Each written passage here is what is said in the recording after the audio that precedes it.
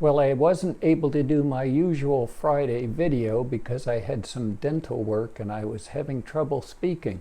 But my mouth is healed, and I did a day of disability exams yesterday, and I thought I'd give 10 useful lessons that I got from yesterday.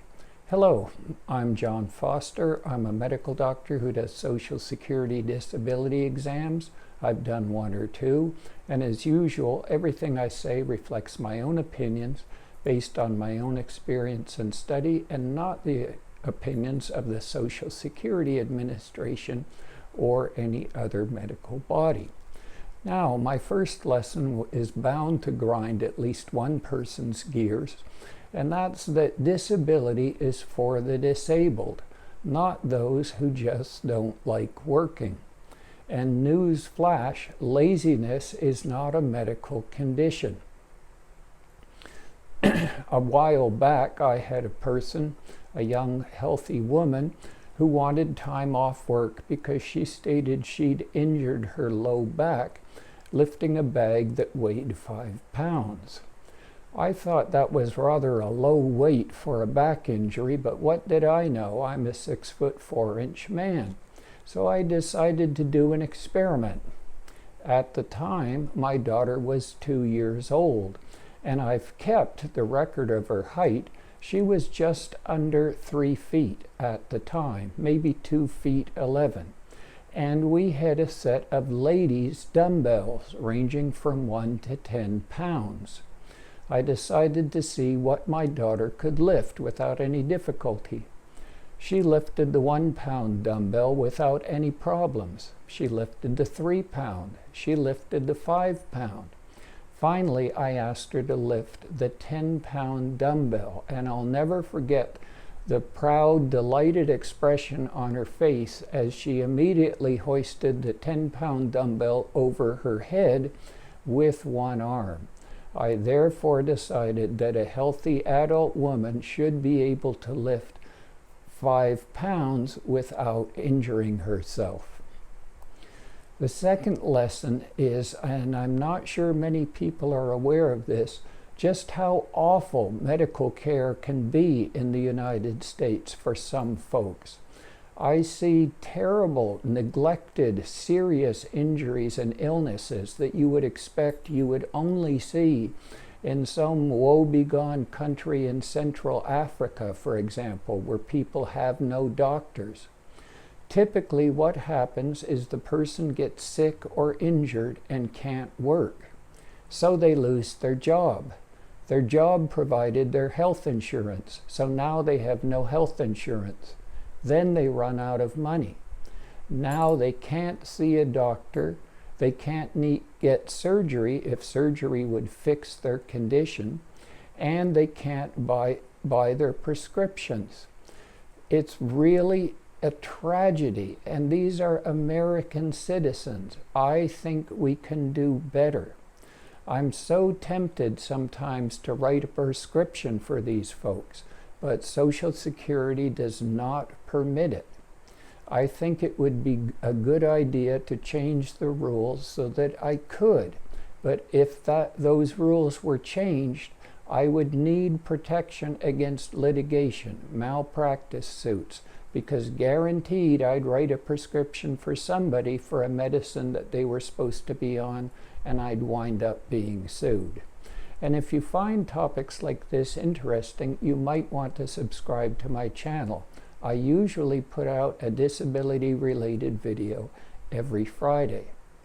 The next lesson is that you know not the minute nor the hour. You can be a healthy young buck one day and totally messed up the next. I see that time and time again, and I've seen that all my career, especially when I worked in the emergency department.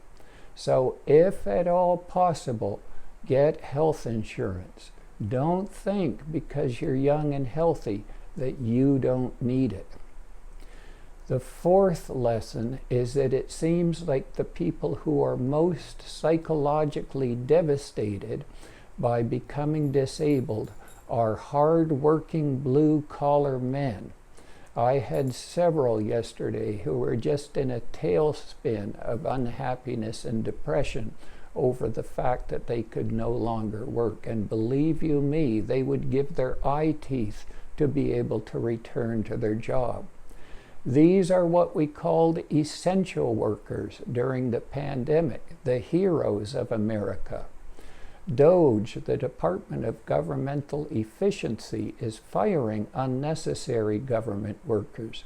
You don't hear about DOGE firing any electricians, plumbers, pipe fitters, or mechanics, because those people are necessary and we should do our best for them. The fifth lesson is that sometimes Social Security messes up the disability process, makes a mistake, and here's my advice. I had a nice man come in whose disability was psychological, and it was obvious that he had serious mental problems. However, he had no physical problems, and he didn't know why he was sent for a physical exam, and neither did I. I'm sure it was unnecessary, but here's the thing. Social Security is a gigantic bureaucracy. Somebody at the Social Security Administration decided this man needed a physical exam. If he didn't get one, his whole disability application would be held up. If he got one, they would be happy and the application could proceed. I explained that to him. It made sense to him. And so we did the exam, which was completely normal, and he left happy. The next lesson is, I sound like a broken record on this, but if you are applying for disability related to your spine, your neck, or back, your application will not be approved based on the appearance of your spine in an MRI. It will not be approved based on what your discs look like. An MRI, except in very rare instances, does not tell anybody if you can work or not. It does not even tell anybody if you have spinal pain or not. There are people with multiple herniated discs on an MRI of their spine who have no problems and no pain. You must explain what problems you have with your spine and how they limit your ability to work. Do you have pain? If so, you must tell the doctor and Social Security. Do you have trouble moving? Is your ability to lift and carry limited? If it is, how much can you lift or carry comfortably? Are other activities limited? Do you have limitations of standing or walking or sitting? If so, how long can you stand for one time? Then what do you have to do to get relief? How far can you walk? How long can you sit? Etc., etc. You must be able to describe these things in order to be approved for disability. The next thing is more for people doing the exams, which is number 7, which is that I've now been examining patients for 49 years. And you would think that I'd seen it all, but almost every time that I do disability exams, I either see a condition I'd never seen before in my life, or I see the most severe example of a condition I'd ever seen before in my life. Here's why. Often people will have bad conditions, they'll get treated, and they'll get better. Those people don't apply for disability.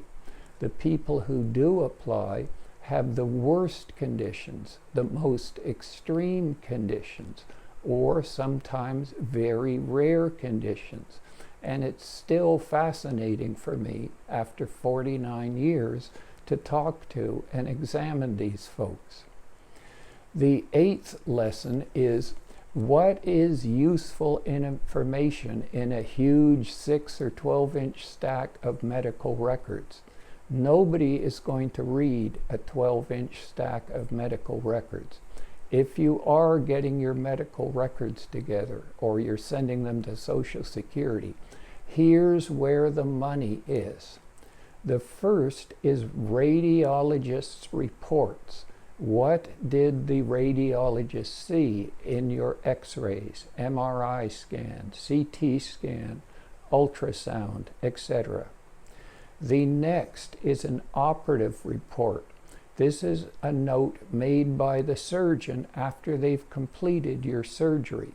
Surgeons like to cut. They're action-oriented. They don't want to write a whole bunch of nonsense and waste ink.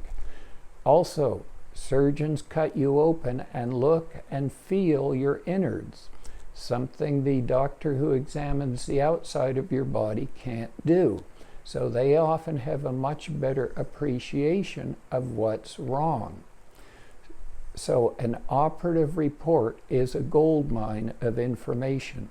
And finally, if you're admitted to the hospital, your discharge summary. This is a summary of everything that happened from when you were admitted to the hospital to when you left. It's usually a brief summary that just hits the high points. Those are what I look for when I go through somebody's medical records. The ninth lesson is not always, but sometimes a picture of an image can be worth its weight in gold. If you're going to bring images, especially on your phone, be sure you can get them rapidly, because I do not tolerate people spending 5 or 10 minutes scrolling through their phone trying to find that picture of their x-ray from 5 years ago. It must be available within a minute or two. I had an unfortunate fellow yesterday. He had fallen 20 feet off a ladder, landing on pavement on his shoulder. He'd had 4 shoulder surgeries, and he was trying to describe what was going on with his shoulder, and I wasn't clear from his description.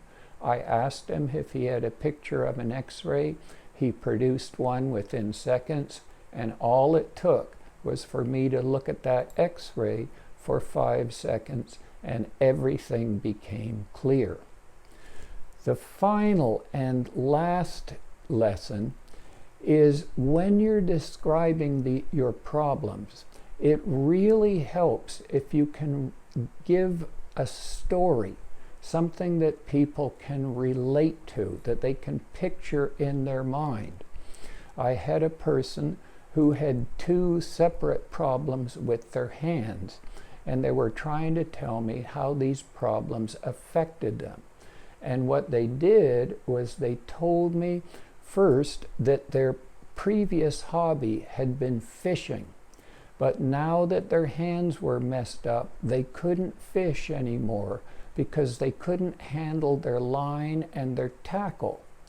The second thing they told me was that it was very difficult for them to tie and untie their shoes. And I watched them try to tie one of their shoes during the exam, and sure enough, they had a lot of difficulty.